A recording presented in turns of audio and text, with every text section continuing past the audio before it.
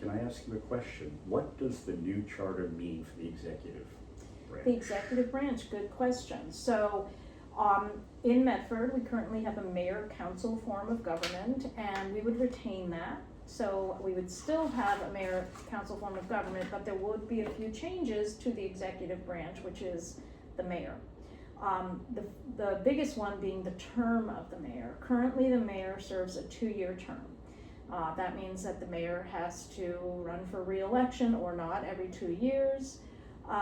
And that would change under the new charter. It would be a 4-year term. This is something that is increasingly happening across the state. More and more communities are opting for this. Executive tasks tend to be sort of big, long-term tasks. It gives the mayor a chance to really sort of dig in with an administration that doesn't necessarily have to turn over every 2 years. And more time working for the city and less time campaigning.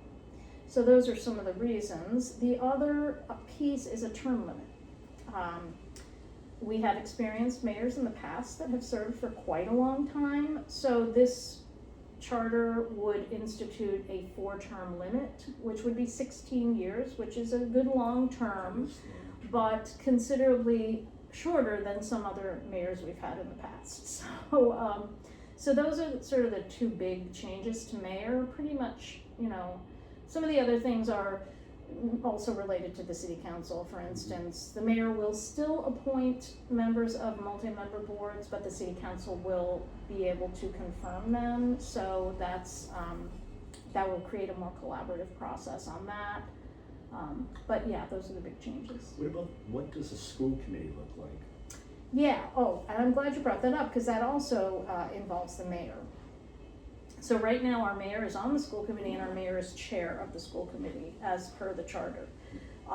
In the new charter, the school committee will select their own chair. So the mayor will no longer automatically be chair of the school committee, could still be chair of the school committee if the school committee decides that's what they want, but they will get to choose.